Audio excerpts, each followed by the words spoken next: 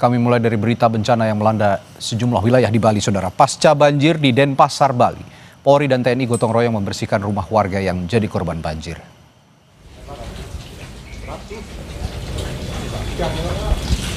Petugas membersihkan material lumpur, sisa banjir dan mengumpulkan barang-barang yang sempat hanyut. Kegiatan bersih-bersih pasca banjir diprediksi akan berlangsung hingga beberapa hari ke depan. Karena lokasi Denpasar Timur jadi salah satu lokasi terparah saat bencana banjir kemarin.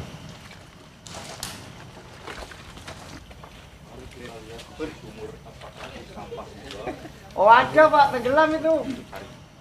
Sementara itu Menteri Lingkungan Hidup Hanif Faisal Nurofik menyebut banjir yang terjadi di sejumlah wilayah di Bali salah satunya karena tumpukan sampah yang menyumbat aliran air.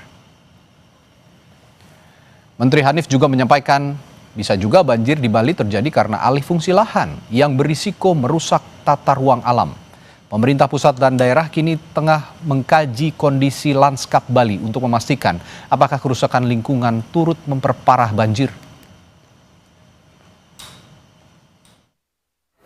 Memang ini mungkin sampah tinggalan lama itu loh yang itu kan ya memang harus seperti PKK ini yang bergerak, kalau enggak ya kan nggak terdetek ya oleh teman-teman lingkungan di sana. Mungkin pas pembersihannya kan tidak semua tiap hari bisa melihat drainase apa, dan begitu airnya sangat banyak menjadi sumbatan yang sangat besar. Diingatkan bahwa agar mempertahankan keberadaan lereng dan sawah-sawah jangan digunakan lagi untuk bangunan-bangunan, karena mengingatkan jumlah wisatawannya semakin meningkat, namun itu tidak boleh kita gegabah. Jadi landscape yang ada jangan diganggu lagi oleh keberadaan hotel-hotel, kotek-kotek, perumahan-perumahan gitu ya. Nah ini.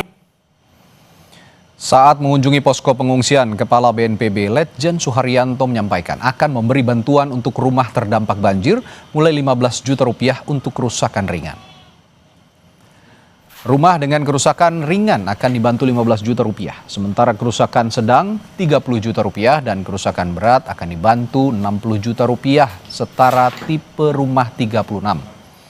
Terkait bantuan perbaikan rumah, pihaknya meminta kepala desa untuk mendata rumah terdampak banjir.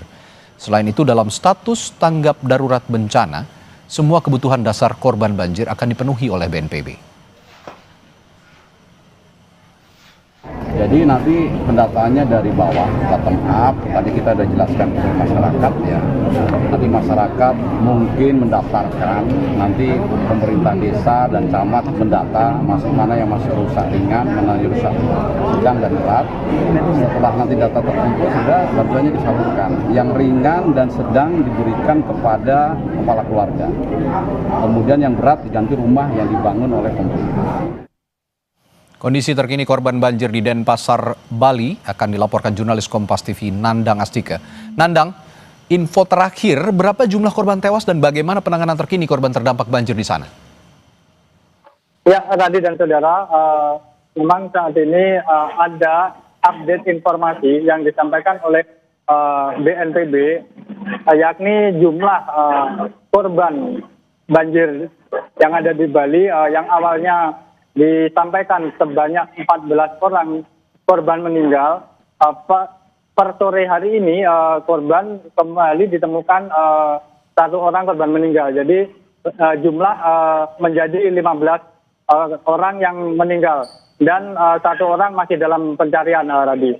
Sementara untuk warga atau korban banjir yang saat ini sedang mengungsi, proses atau bantuan yang dilakukan dari pemerintah, baik itu pemerintah Kota Denpasar maupun dari Pemprov Bali, juga masih melakukan upaya-upaya pendampingan terhadap para korban atau pengungsi ini. Jadi memang sebagian besar yang awal, misalkan kayak salah satu contoh yang ada di Kecamatan Denpasar Timur, sekitar 54 pengungsi di Banjar Tokpati, terus kemudian ada sekitar 42 lagi yang ada di kawasan Denpasar Timur yang masih ada 2 posko lainnya.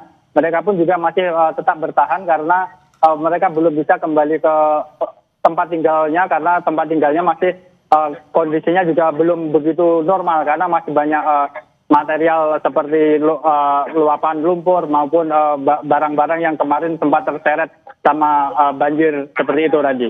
Dan juga perlu saya sampaikan bahwa tepat di belakang saya ini merupakan salah satu bangunan yang pada saat peristiwa banjir kemarin, bangunan rumah toko atau ruko ini sempat roboh akibat arus Sungai Badung yang cukup deras. Dan di sini pun juga ada dari 2 ruko ini disampaikan ada 6 penghuni yang sempat dikabarkan hilang, namun 4 sudah ditemukan dan hingga hari ini 2 masih dalam pencarian. Nah, tapi berdasarkan update terbaru dari BNPB, 1 orang korban tadi merupakan satu dari 2 orang yang sempat dikatakan hilang yang berasal dari atau penghuni dari ruko yang ada di belakang saya ini tadi. Jadi hingga saat ini masih ada 1 orang korban lagi yang masih dicari, yang awalnya keluarga menduga korban tersebut berada atau masih tertimbun reruntuhan puing, sehingga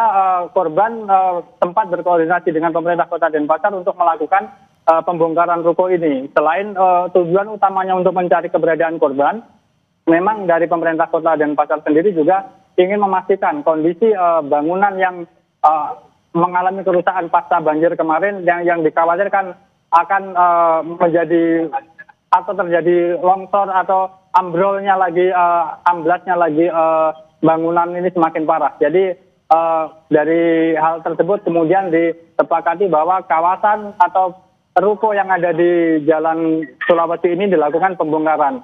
Dan hingga saat ini pukul 18.39 WITA juga proses pembongkaran juga masih terus dilakukan tadi. Jadi masih ada alat berat yang dikerahkan untuk meratakan puing-puing. Kemudian ada juga 1 alat berat yang lebih berukuran lebih kecil diturunkan ke sungai untuk membongkar puing yang ada di dasar sungai guna memastikan apakah benar korban 1 orang korban yang belum ditemukan itu berada di dalam dasar atau tertutup reruntuhan puing seperti itu tadi.